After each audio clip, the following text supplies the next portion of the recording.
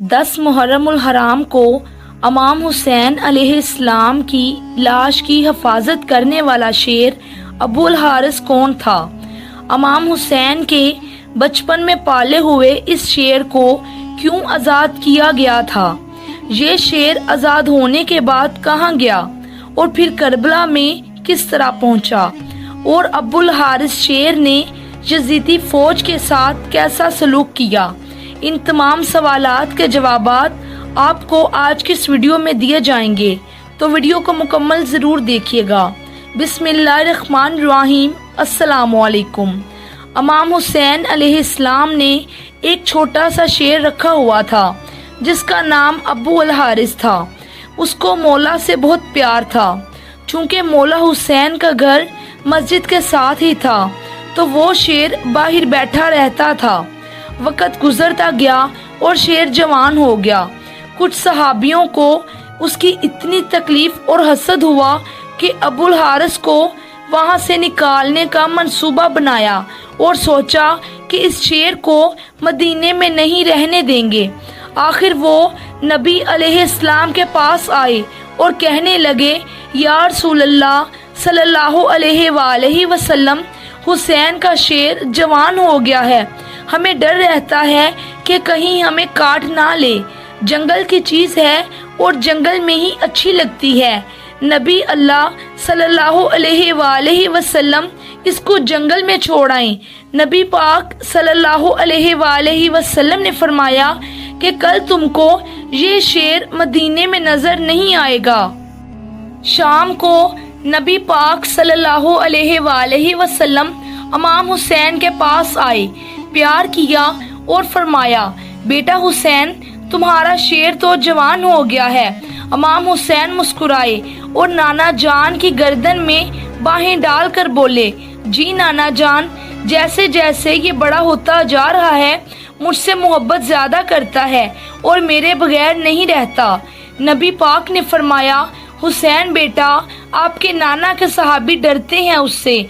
वो नमाज के लिए आते हैं और उनको डर है कि ये शेर उनको कोई नुकसान ना पहुंचा दे। बेटा, इसे आज़ाद ना कर दें। ये कहना था कि इतने बड़े बड़े आंसू इमाम अलैहिस्सलाम के रुखसार पर आए, मगर मुस्कुरा कर फरमाया कि नाना जान, आज का दिन निकाल लें, कल अबू अल हारिस आपको नजर नहीं आएगा। नबी पाक ने फरमाया, बेटा हुसैन, आज के दिन क्या करोगे? इमाम रोए और फरमाया, नाना जान देखें, बाहर शाम हो गई है और ये वक़्त किसी को घर से बाहर निकालने का नहीं है। नबी पाक ने मौला हुसैन को सीने से लगा लिया। जब मौला तहज्जुद के वक़्त शेर को खुराक देने आए तो अबू अल हारिस ने कहा कि मौला अलैहिस्सलाम, आज इतनी जल्दी एहसान? मौला ने सारी बात अबू अल हारिस को बताई। अबू अल हारिस ने कहा कि ठीक है मौला अलैहिस्सलाम, मैं जाता हूँ, पर एक शर्त है, फिर एक दफ़ा मुलाकात ज़रूर हो। इमाम अलैहिस्सलाम ने फरमाया, तारीख याद करो, 61 हिजरी 10 मुहर्रम उल हराम, मैदान करबला के टीले के पास से तुम्हें एक आवाज़ आएगी। बस उस आवाज़ पर चले आना, मुझसे मुलाकात हो जाएगी। अबू अल हारिस ने कहा कि मौला, आवाज़ कौन देगा? क्या आप देंगे? तो आपने फरमाया नहीं। फिर पूछा कि आपका भाई अब्बास अलमदार देंगे? तो आपने फरमाया नहीं। फिर पूछा, इमाम फिर कौन देगा? तो आप अलैहिस्सलाम रोए और फरमाया, मेरी 4 साल की बेटी सकीना सलामुल्लाह अलैहा तुम्हें आवाज़ देगी, या हमारी अम्मा फ़िज़ा सलामुल्लाह अलैहा आवाज़ देंगी। आज भी करबला में वो मुकाम मौजूद है जहाँ खड़े होकर बीबी फ़िज़ा सलामुल्लाह अलैहा ने अबू अल हारिस शेर को आवाज़ दी थी। वो रोज़े आशूर के बस बीबी ने आवाज़ दी कि अबू अल हारिस जल्दी आ, मेरे बाबा के लाशे पर घोड़े भाग रहे हैं। मगर हाय अफसोस कि जब अबू अल हारिस करबला की ज़मीन पर पहुंचा तो इमाम अलैहिस्सलाम की लाश 7 हिस्सों में तकसीम थी।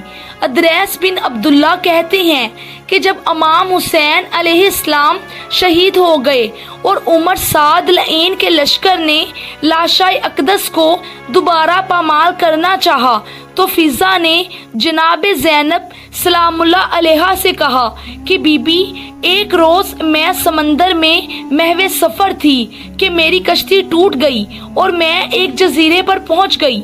وہاں پر ایک شیر میرے سامنے آ گیا۔ میں نے اس سے کہا کہ اے ابو الحارث، میں رسول خدا صلی اللہ علیہ وآلہ وسلم کی کنیز ہوں۔ جب اس نے یہ سنا تو غراتے ہوئے آگے بڑھ گیا اور راستے کی طرف میری رہنمائی کی۔ آپ مجھے اجازت دیں کہ میں اسے آواز دوں، بلاؤں اور میں اسے بتاؤں کہ یہ لوگ فرزند رسول صلی اللہ علیہ وآلہ وسلم کے ساتھ کیا کرنے والے ہیں۔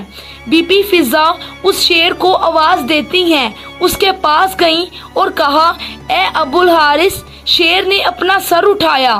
فضا نے کہا، کیا تمہیں معلوم ہے کہ یہ لوگ تمہارے امام کے ساتھ کیا کرنے والے ہیں؟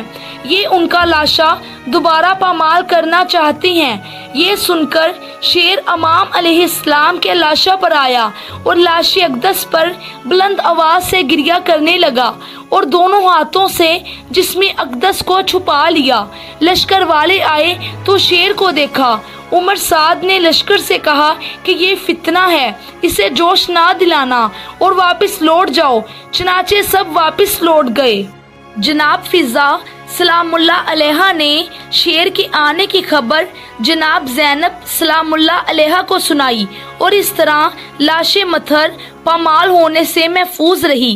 واضح رہے کہ یہ شیر ابو الحارث مولا علی علیہ السلام کا پالا ہوا شیر تھا، جو کہ خاندان نبوت کا وفادار تھا اور آج بھی مولا علی سرکار سے منسوب ہے۔ جناب بی بی فضا سلام اللہ علیہ جناب بی بی فاطمہ زہرا کی وفادار کنیز تھیں، جنہوں نے راحلت بی بی فاطمہ سلام اللہ علیہ کے بعد بھی ان کے بچوں کا ساتھ نہیں چھوڑا اور جناب بی بی زینب اور بی بی ام کلثوم سلام اللہ علیہ کے ساتھ ساتھ رہیں اور کربلا میں بھی امام حسین علیہ السلام کے ہمراہ رہیں اور ان کی بہن اور بیٹیوں کا سہارا بنی، جنہیں اماں فضا سلام اللہ علیہ کہا جاتا ہے۔ رسول خدا صلی اللہ علیہ وآلہ وسلم نے اپنی ظاہری زندگی میں جناب بی بی فضا سلام اللہ علیہ کو 3 دعاؤں کی قبولیت کی سند بخشی تھی۔ واقعہ کربلا پیش آنے سے قبل وہ 2 دعائیں مانگ چکی تھیں اور ان کی تیسری دعا جو انہوں نے واقعہ کربلا کے لیے سنبھال رکھی تھی، لاشائے امام حسین علیہ السلام کو ایک بار پامال کے بعد دوبارہ پامالی سے بچانے کے لیے ابو الحارث یعنی شیر فضا کو بلوایا جانا تھی۔ سلام رسول اللہ صلی اللہ علیہ وآلہ وسلم پر اور سلام امام حسین علیہ السلام پر، ان کے پاک خون پر اور اہل بیت پر۔ کمنٹ سیکشن میں ایک بار لبیک یا حسین ضرور لکھ دیجیے گا۔